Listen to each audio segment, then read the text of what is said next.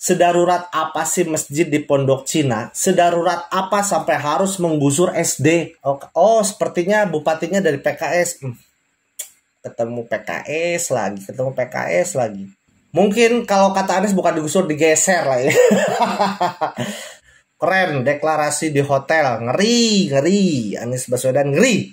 Rupanya sebelum menghadiri acara ini, ex-Menteri Pendidikan dan Kebudayaan itu lebih dulu. Harusnya ex-Menteri Pendidikan dan Kebudayaan yang direshuffle. Kayaknya ada yang salah di sini. Kenapa? Karena Anies Hopipa itu identik dengan PKB. Kita semua datang secara sukarela. Nah lo ketahuan bilangnya warga datang secara sukarela, ternyata ada hadiah mobil sampai umroh. Anies halu.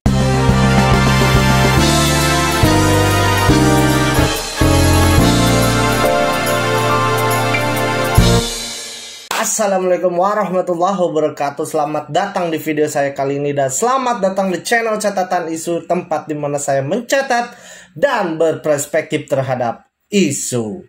Oke sahabat-sahabat, kita kembali lagi dalam video pembahasan politik. Karena politik selalu banyak intrik yang menarik untuk kita perbincangkan. Dan di video kali ini kita membahas ada dua topik, yaitu Ridwan Kamil tentang SDN Pondok Cina yang akan digusur di Depok.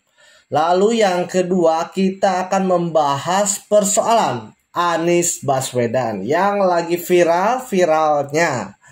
Dan hanya dua berita itu, kita akan langsung saja menuju beritanya. Tidak perlu lama-lama lagi. Cekidot. Oke sahabat-sahabat, kita sudah ada di kompas.com. Di Kompas ini polemik SDN Pondok Cina 1 Depok, kata Ridwan Kamil, pendidikan nomor 1.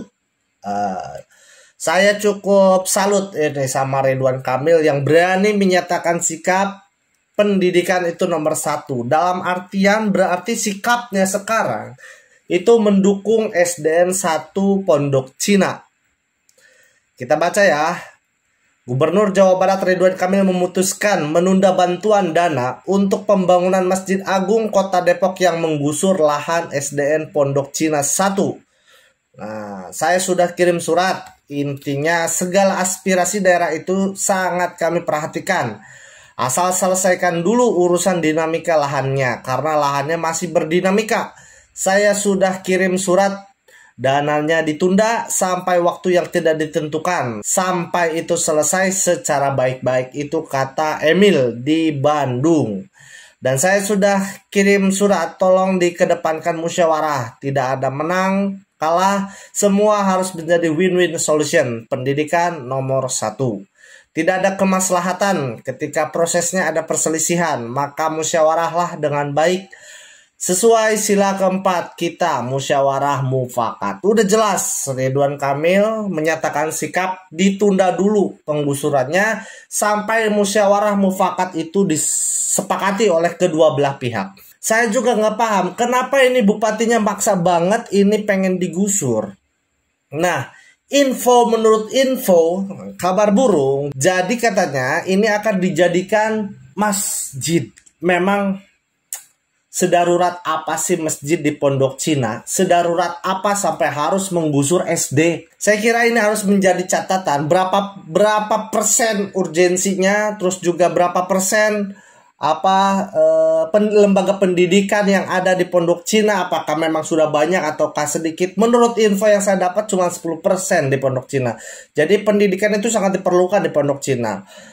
Nah, inilah kasus dari SDN Pondok Cina. Lalu muncul tweet, ini saya nggak tahu ya Sigit Widodo, kayaknya ini anggota dewan nih kayaknya, juru bicara PSI. Oh ya, juru bicara PSI. Kenapa saya berkaitan dengan Sigit? Karena si orang ini Sigit ini dia yang rutin mengupdate berita tentang Pondok Cina, SD Pondok Cina ya.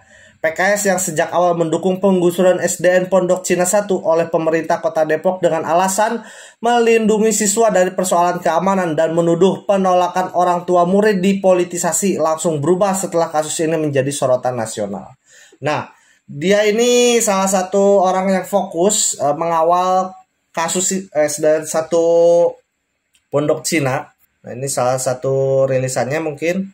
Teman-teman PKS ini memang politisi jempolan. Sepertinya bupatinya dari PKS. Ketemu PKS lagi. Pasalnya dia PKS sempat mendukung penggusuran SDN Pondok 1 Cina, pemerintah Kota Depok dengan alasan melindungi siswa dari persoalan keamanan. Keamanan di sini apa maksudnya? Saya kurang paham.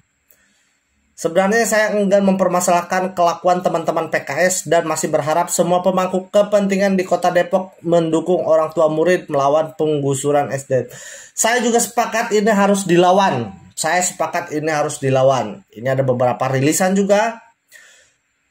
Colek Ridwan Kamil, mungkin dari orang ini yang mencolek Ridwan Kamil sampai Ridwan Kamil mengeluarkan statement ya. Yang menjadi catatan saya adalah di dalam kasus ini, di dalam isu ini adalah jangan sampai ini terjadi seperti proyek-proyek nasional atau regional yang lain, proyek-proyek besar yang lain. Maksudnya apa? Jangan sampai seperti Jakarta misalkan, yang pembangunan JIS itu Kampung Bayam digusur. Mungkin kalau kata Anies bukan digusur, digeser lah ya. Digeser atau digusur itu tanpa ada prosedur yang jelas tentang pemindahan masyarakat tersebut. Karena apa? Karena sampai sekarang Kampung Bayam juga masyarakat Kampung Bayam masih belum ada yang bisa menempati rumah susun. Yang jelas-jelas itu sangat merugikan sebetulnya, karena penghasilannya harus dari nol lagi, pekerjaannya harus dari nol lagi gitu. Sangat merugikan lah.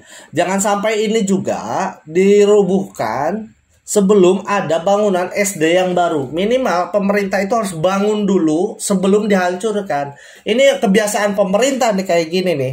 Saya harap semoga ini cepat selesai. Pemerintah Kota Depok semoga tersadarkan. Kita berharap saja. Berita selanjutnya datang dari Anies Baswedan. Sebelum deklarasi Presiden 2024, Anies Baswedan sempat hadiri pernikahan Kaisang Erina di Solo. Kemarin tanggal 11 itu Anies Baswedan dideklarasikan for Presiden 2024 dari Baperan. Gak tahu Baperan apa ya. Ini Barisan Pecinta dan Relawan Anies Baswedan, disingkat Baperan, di VP Hotel. Keren deklarasi di hotel. Ngeri Anies Baswedan ngeri. Rupanya sebelum menghadiri acara ini, ex-Menteri Pendidikan dan Kebudayaan itu lebih dulu, harusnya ex-Menteri Pendidikan dan Kebudayaan yang direshuffle itu lebih dulu melaksanakan safari politik menghadiri acara resepsi pernikahan putra Presiden Joko Widodo, yakni Kaisang. Kemarin ini deklarasi didukung oleh salah satu tokoh MUI. Sebagai informasi, acara turut dihadiri oleh Al-Habib Hussein Jafar Al-Haddad, tokoh Betawi. Nah, sudah dihadiri ya oleh tokoh-tokoh di Jakarta. Hebat Pak Anies ya. Nah, selanjutnya PKS akui koalisi perubahan incar Khofifah jadi cawapres Anies Baswedan. Kayaknya ada yang salah di sini. Kenapa? Karena Khofifah itu identik dengan PKB. Kita baca beritanya, ini sebetulnya masih sama dengan rilisan yang lalu ya. PKS bahkan mengusulkan 5 nama kadernya sesuai mandat musyawarah nasional untuk diduetkan dengan Anies. Namun sejauh ini belum diputuskan karena masih menunggu hasil kajian tim khusus dan hasil survei tentang elektabilitas figur-figur tersebut. Siapa 5 ya? Yang saya tahu sih cuma Aher aja. Mardani, apa mungkin Mardani? Sehu tak membantah ketika ditanya tentang rumor bahwa koalisi perubahan mengincar Khofifah Indar Parawansa, Gubernur Jawa Timur yang juga ketua umum Muslimat NU yang salah satunya, ya kata Sehu ya. Namun Khofifah menurutnya memang belum disurvei dengan simulasi jika dipasangkan dengan Anies Baswedan. Tetapi dia mengakui Khofifah sangat dipertimbangkan karena mewakili Jawa Timur juga mewakili tokoh perempuan. Harusnya mewakili tokoh NU, bukan mewakili perempuan. Iya memang mewakili perempuan. Tapi identiknya dengan Muslimat NU, dengan NU-nya daripada keperempuanannya. Maksudnya gerakan keperempuanan dari Khofifah ini tidak terlalu dominan daripada gerakan di NU-nya lebih dominan dia. Ada yang viral lagi, yaitu tweet dari Anies Baswedan nih. Puluhan ribu, kata Anies Baswedan, puluhan ribu masyarakat sudah memenuhi lapangan di Kabupaten Pangkajene dan Kepulauan Pangkep sejak selepas subuh. Kita semua datang secara sukarela, inilah para pejuang perubahan. Yang lucu apa komen-komennya, tweet-tweetnya nih. Hahaha, setelah dibongkar Andri Rosadi, masih masalah jumlah orang di Padang, Medan, dan tempat-tempat lain, dan foto dari udara dibongkar netizen. Sulsel akhirnya habis-habisan untuk menutupi malu. BTW ya wajarlah rame, Om Caplin kan yang punya Sulawesi Selatan. Saya nggak ngerti nih. Saya nggak ngerti jujur, apakah ada foto fiktif yang rame-rame, saya nggak tahu. Pak Anies punya cermin, puluhan ribu datang secara sukarela. Pak Anies Baswedan ini kadang ngibulnya jujur banget. Malu nggak sih bos? Kayaknya ini gara-gara poster ini. Poster 1 unit mobil 4 paket umroh. Ya siapa yang nggak mau pasti datang. Ini saya sudah basi. Saya sudah basi ini dengan bahasa-bahasa Yaman gini. Saya juga kurang suka. Bener kak dia keturunan Yaman? Selalu saja harusnya kritik ya, harusnya kritik yang membangun gitu, jangan begitu. Kayaknya komen-komennya banyak yang menjelek-jelekan Anies. Nah, di Muhammad Guntur Romli, setelah naik pesawat jet pribadi yang mewah kemana-mana, kini untuk mengumpulkan orang bagi-bagi hadiah dari mobil, umroh, motor, dan lain-lain. Terus Anies halu bilang datang dengan sukarela. Ya tadi ya yang tadi saya baca ya. Saya baca yang saya lihat ini bannernya. Ya ini juga agak bertolak belakang juga sih kalau kita lihat. Nah, banjir hadiah di Jalan Sehat, restorasi Partai Nasdem Pangkep bareng Anies Baswedan. Nah ini kata kita semua datang secara sukarela. Nah lo ketahuan bilangnya warga datang secara sukarela, ternyata ada hadiah mobil sampai umroh. Anies halu. Ini kata yang tadi ya, yang punya tweet ya, Guntur Romli. Nah silakan teman-teman kunjungi saja untuk tweetnya dan komen di sana. Silakan. Mungkin itu saja untuk video kali ini. Tunggu video selanjutnya. Jangan lupa subscribe. Ditutup. Wassalamualaikum warahmatullahi wabarakatuh. Bye.